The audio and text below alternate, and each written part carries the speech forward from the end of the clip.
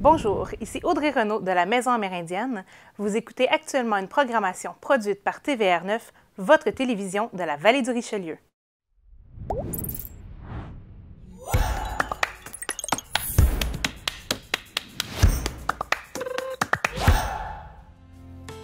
Bonjour, bienvenue à notre rencontre avec des artistes et artisans de la Route des Arts du Richelieu. Aujourd'hui, nous sommes à Saint-Basile-le-Grand, en compagnie de Chantal Desserre, artiste peintre et présidente de la Route des Arts du Richelieu.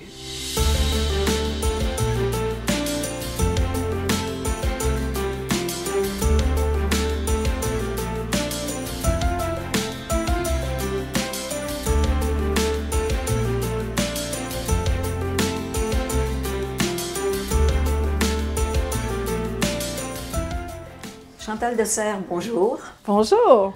Chantal, vous décrivez ainsi votre travail. Je suis comme un chercheur dans son laboratoire, constamment intrigué par l'interaction entre les couleurs, les textures, les formes de mon inconscient et leur lien avec les observations venant de l'extérieur. La peinture est un vecteur, la preuve que je suis vivante, la voix de mon âme.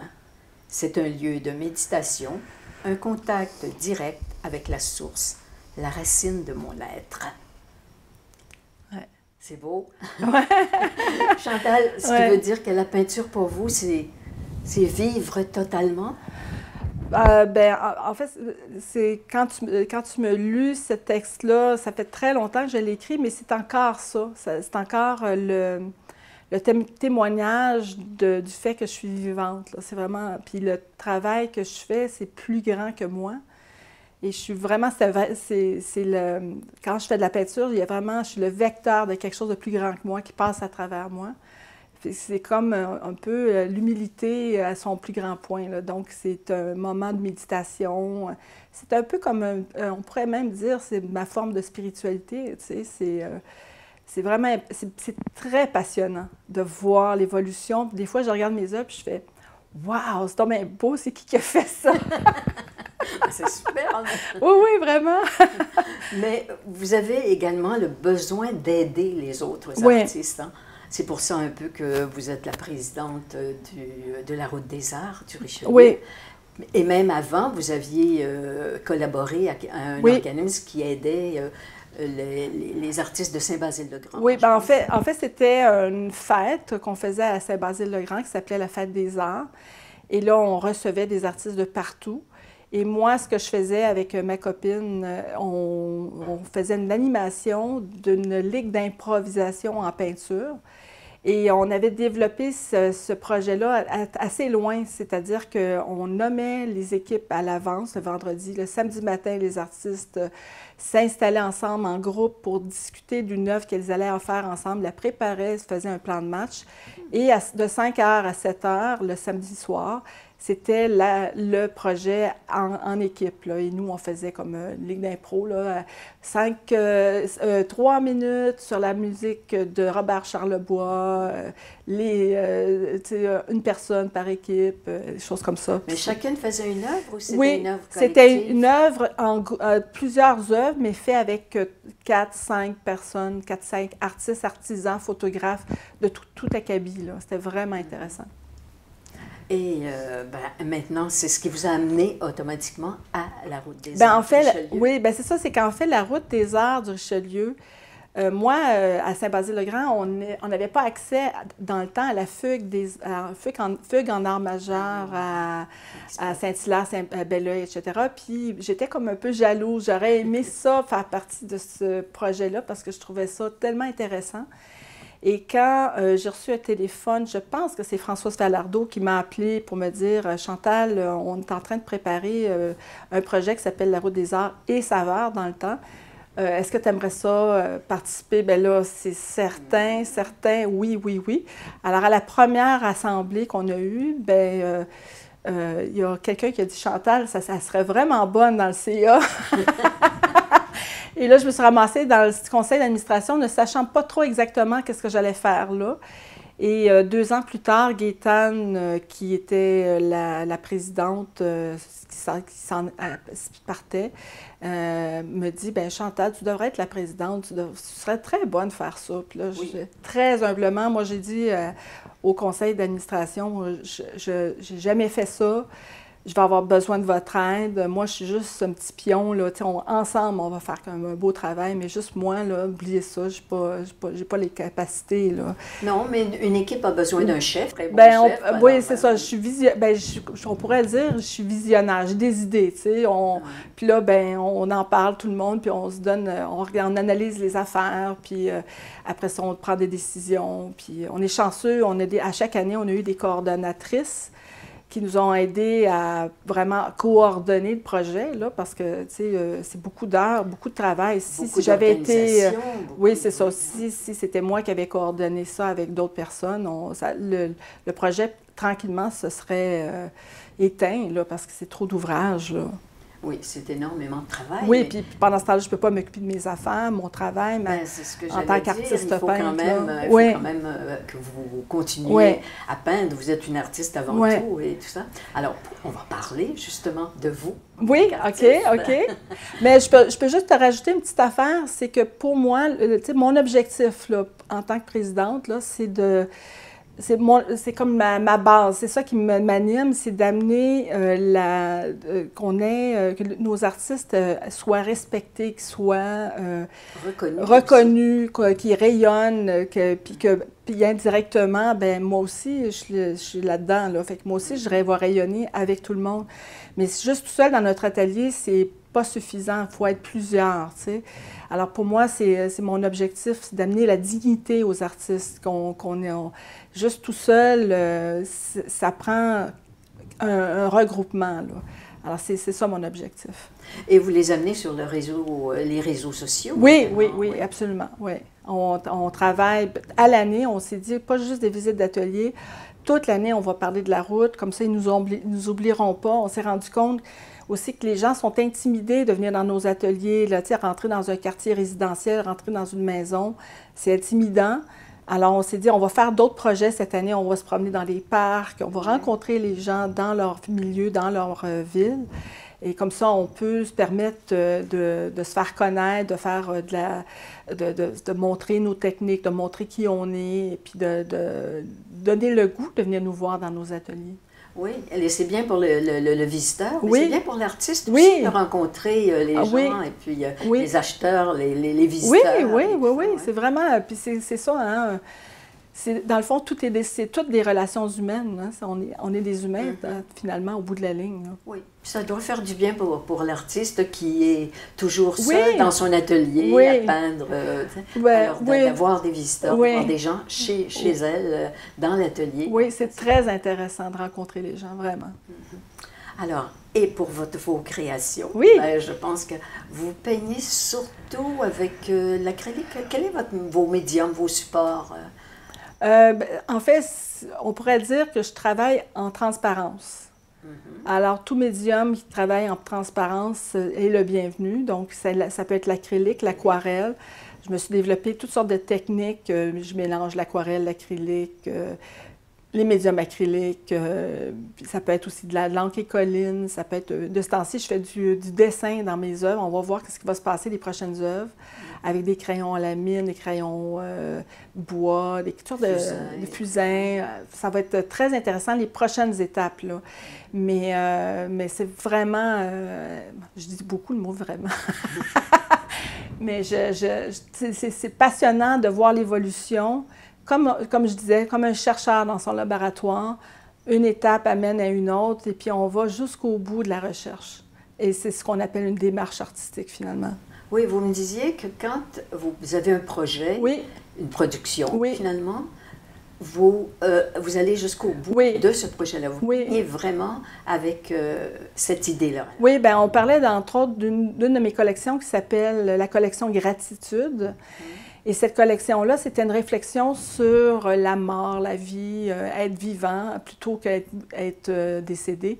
Et qu'est-ce qu'on fait de notre temps quand on est vivant? Et puis, pour moi, c'était une expérience de vivre la gratitude. Donc, pendant que je faisais de la peinture, d'être dans un moment présent vraiment extrême, là. Puis c'était beaucoup de dégoulinure, donc ça s'appelle la collection Gratitude dans ce sens-là, c'est-à-dire que c'était quasiment une méditation. Alors j'ai fait toute une grande série de plein d'œuvres de différents formats dans cette optique-là. Puis à un moment donné, dans mon corps, ça a fait OK, on a fait le tour.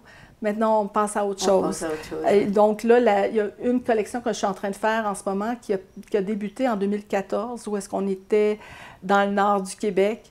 Et on prenait une marche sur le bord du fleuve Saint-Laurent et je suis arrivée devant un rocher fait par la nature, une sculpture extraordinaire avec des veines. C'était tellement beau, puis je me suis sentie là comme toute petite devant la création, toute vraiment là, je me sentais comme si c'était un renouveau, il se passait quelque chose. Et à partir de ce rocher-là, que j'ai fait comme mon interprétation du rocher, pris beaucoup de photos, puis après ça, je l'ai fait en peinture. Quand vous voyez des choses comme ça, est-ce que vous avez toujours un carnet pour prendre faire des dessins? Oui, en fait, c'est plutôt plus des photos et des vidéos. Des photos, oui. Les vidéos pour sentir dans toutes les dimensions, tu sais, les photos, faire des grands plans, tout voir dans tous les sens. Et puis, sur le moment, les jours qui suivent, je fais beaucoup de sketchs, mais il y a des grosses études, là, des grosses études qui sont faites là-dessus. Et bon, bien, alors voilà, cette œuvre-là a commencé une série qui s'appelle Stratis, où est-ce que c'est des strates de rochers qu'on voit beaucoup, mais à l'intérieur de ça, il y a beaucoup de formes organiques, des formes... de la faune et la flore, mais les rochers sont très présents et l'eau aussi. Et ces lignes, ces strass et tout ça, ça représente quelque chose pour vous? Oui, bien, c'est comme... c'est comme on vieillit, on a nos rides, on a nos traces, hein, on a la trace du temps. Et ces rochers-là aussi nous montrent leur trace du temps. C'est comme il y a un lien avec aussi, quand on regarde l'intérieur du corps, les veines, c'est toutes des lignes qui s'y ressemblent. Et c'est un chemin, l'énergie passe à travers ces petits chemins-là qui passent à travers les petites veines de rochers, les petites craques dans les rochers. Alors, c'est comme un peu la trace du temps. Avant, c'était la gratitude du moment présent, tandis que là, c'est vraiment la trace du temps qui passe à travers ces lignes-là. On va faire une pause, Chantal, et on revient parce que je pense que tout ça, c'est la vie, c'est la nature. Alors, il y a plein de choses à dire encore. OK. À tout de suite. Merci. À l'émission Parole d'auteur, je partage avec vous ma passion pour la lecture. Je vous invite à découvrir avec moi des auteurs québécois qui vont nous parler de ce qui les anime et ce qui les fait vibrer. Suivez-nous sur la télévision citoyenne.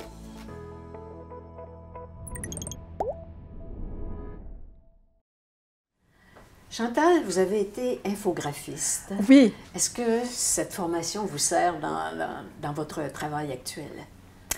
Bien, je pense que le fait que j'ai été infographiste pendant au moins 25 ans, en plus d'être artiste peintre, je pense que ça a influencé mes œuvres. Je les fais dans tous les sens. Il y a comme un besoin que ça se tienne, que ça soit graphiquement, que l'œuvre soit bien balancée. Alors, je la travaille dans les 4 sens, là. Je la tourne tout le temps, là. Alors ça, c'est un des facteurs, des facteurs du fait que le graphisme m'a influencé dans ma démarche artistique, mais aussi ça m'aide beaucoup pour les médias sociaux, pour me présenter, faire mes projets, me mettre en ligne, faire mon site Internet.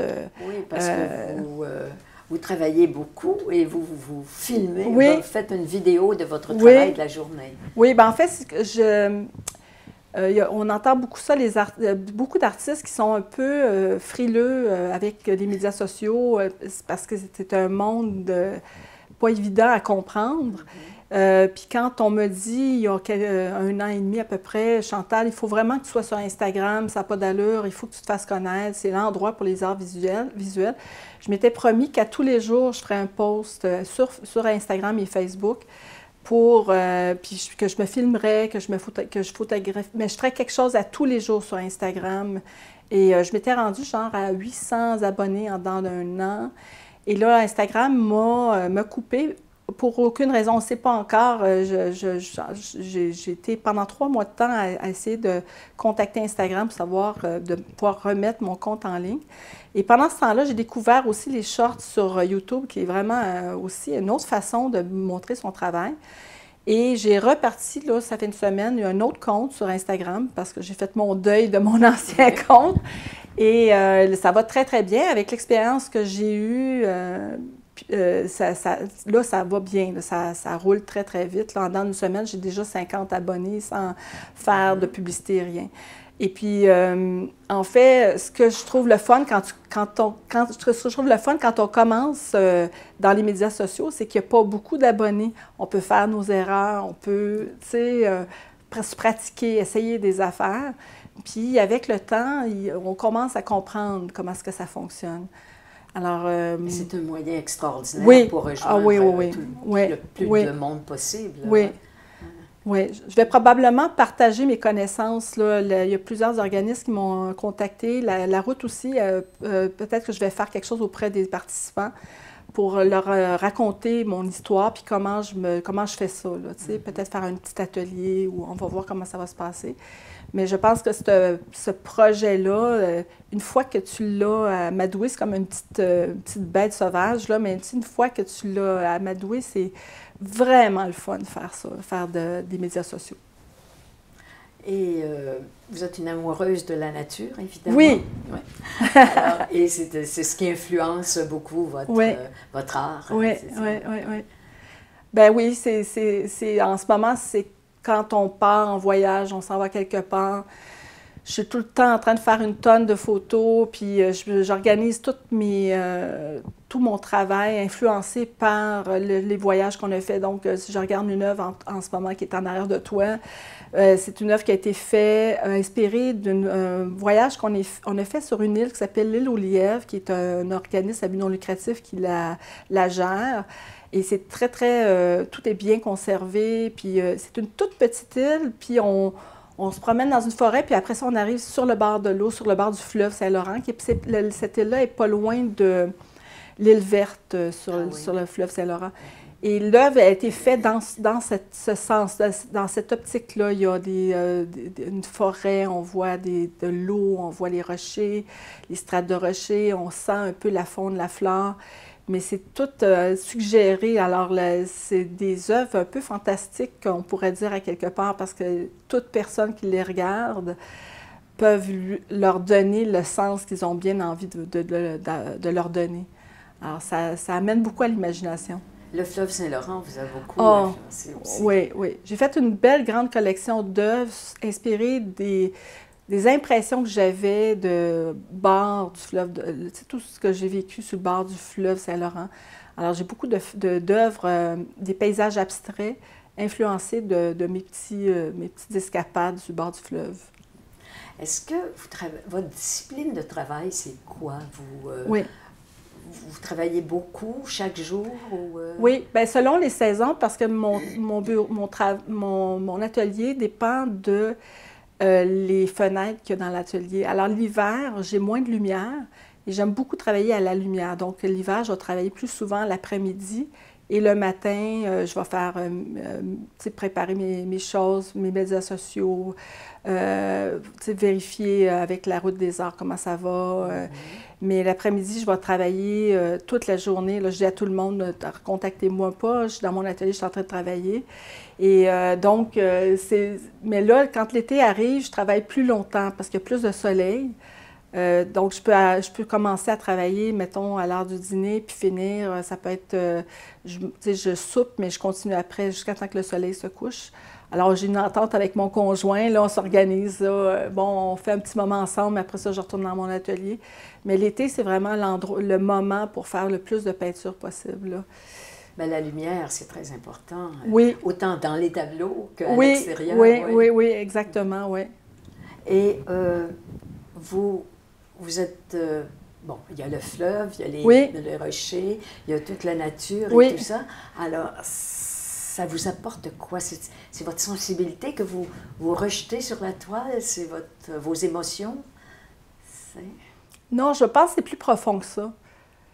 Je pense que c'est l'âme, c'est mon âme qui a besoin de dire, d'exprimer, de sortir quelque chose de sain. C'est très sain. Et qui me rend une meilleure personne avec mon entourage, avec mes amis, ma famille, dans la vie en général. Mon âme est plus en paix du fait que j'exprime. J'ai de la difficulté à dire « je » parce que c'est plus grand que moi. Alors, il y a quelque chose qui passe à travers moi pour sortir un projet, une œuvre c'est magnifique. Je trouve ça extraordinaire, là, tu sais. Fait que moi, je suis convaincue que, à mes yeux, à moi, l'art abstrait, c'est une switch. Hein? Tu mets ça on ou off, c'est l'intuition. Puis là, il y a quelque chose de plus grand qui sort. Puis ça ne peut pas se dire en mots, en musique, ça ne peut pas se dire avec ces médiums-là. Et ça peut juste se dire à travers la couleur, la texture, la ligne, la composition. Puis à chaque œuvre, chaque œuvre a sa personnalité, elle a un projet, mais c'est difficile de l'expliquer vraiment avec des mots. J'essaye beaucoup, là, mais c'est difficile. Mais quand vous commencez un tableau, oui. Est-ce que vous savez un peu oui. ce que vous voulez faire? Oui, là, en ce moment, là, il y a une urgence de faire des œuvres avec de l'aquarelle et de l'acrylique, des formes foncées dans un coin plus pâle, un peu comme le yin et le yang, là, et faire beaucoup de formes, de lignes à l'intérieur de ça. Alors, il y a une urgence. Là, les prochaines œuvres, ça va être ça. Ça va être des grosses taches de couleur foncée avec en contreballant du très, très, très pâle, très blanc, très... Alors, il y a comme une démarche qui est en train de se former en ce moment. Après un an de petits formats, j'ai fait beaucoup, beaucoup, beaucoup de petits formats l'année passée. Et ces petits formats-là me préparaient à quelque chose de plus grand. Là. Fait que ça, c'est vraiment... J'aime beaucoup ça. Là. Je suis très excitée, là. Oui, vous revenez au grand format. Oui, il y a beaucoup d'œuvres des grands formats qui m'attendent. On se parle. Là, ah ouais, là, viens-t'en, là, viens-t'en, ouais, mon œuvre, là, la toile me regarde, puis elle me dit, quand est-ce que tu viens me voir, là, tu sais, tu me négliges, là, viens-t'en. Bon, ben alors, il est temps de le faire. Là, oui. Mais la couleur est très importante, hein, pour vous. Oui, c'est une très bonne question. En fait, c'est que je vais travailler des fois en plus monochrome, gris, brun, noir et blanc, et quand quand je fais le tour de ça, là, j'embarque dans super grosses couleurs, beaucoup de couleurs. Alors, je fais tout le temps un ballon. Jamais tout le temps les mêmes couleurs. Des fois, c'est beaucoup de couleurs, puis des fois, c'est vraiment monochrome. Ça dépend de votre état d'âme quand oui, oui, absolument. Les couleurs, c'est un côté de moi qui est plus joyeux, plus fort, qui veut crier plus fort. Puis le côté plus sobre du monochrome vient me chercher plus dans le niveau spirituel, au niveau sagesse. Est-ce que vous mettez des personnages dans vos... On voit beaucoup de formes. Moi, j'aime beaucoup les formes, des oiseaux, des poissons, les personnes, les visages. J'aime toutes ces formes-là, donc c'est naturel de voir ces formes-là dans mes œuvres, c'est normal. Alors oui, en effet, il y en a. Oui. Elles viennent instinctivement. Oui, c'est des lignes que je connais, donc ces formes-là viennent naturellement sans réfléchir. Et je ne fais pas exprès de mettre une personne, un poisson, mais c'est naturel, ça vient sans réfléchir. Les arbres aussi viennent beaucoup. Beaucoup d'arbres, les arbres, les racines d'arbres. Mais la racine, c'est la vie, les racines de la vie. Oui. Ouais. J'aime beaucoup cette forme-là de l'arbre où est-ce que ça commence, c'est très vaste. Le tronc, alors c'est un corps, c'est une personne, c'est moi, mettons. Et le reste qui s'en va vers le ciel, donc la spiritualité, l'intuition, ce qui est plus grand que soi. Alors il y a vraiment puis ce qui est enraciné, c'est nos connaissances, notre héritage, notre famille, ce qu'on a appris à l'école, en général, dans la vie. Chaque tableau est différent. Oui. Chaque tableau porte en soi un message, entre guillemets, là, Oui. si on veut, mais envoie quelque chose. Est-ce que, quand vous faites un tableau, vous voulez que les gens reçoivent quelque chose en le regardant?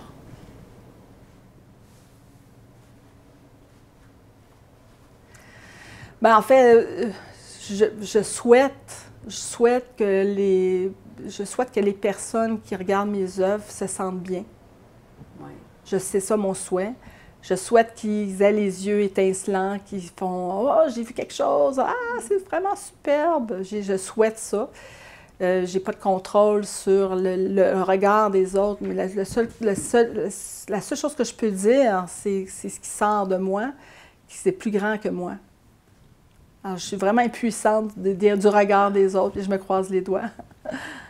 Ben, Chantal, c'est déjà la fin. Ah, Oui, ça a passé vite. Vous avez Oui. tellement de belles choses à nous raconter. Oui. Alors, je vous remercie beaucoup et je vous souhaite Merci beaucoup. plein de succès dans tous vos projets, Oui. quels qu'ils soient. Merci. Merci. Merci à la route à TVR 9, TVR. à toute l'équipe. Oui. Alors, et merci à vous aussi d'être avec nous.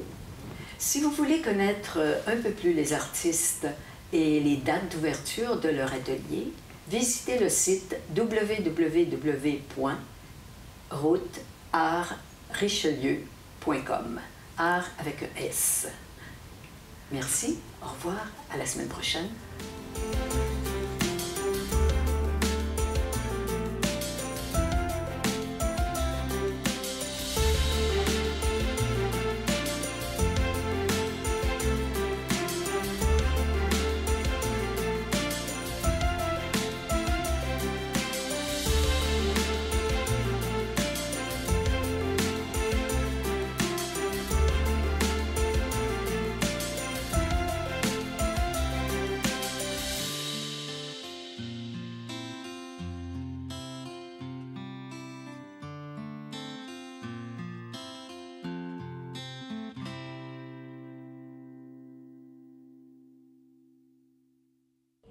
Bonjour, mon nom est Billy Robinson et je vous invite à mon émission Parole d'auteur, une émission où l'on reçoit des auteurs et des autrices de la Montérégie, mais aussi d'un peu partout au Québec.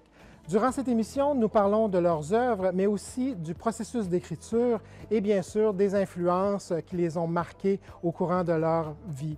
Je vous attends sur les ondes de TVR 9, votre télé citoyenne.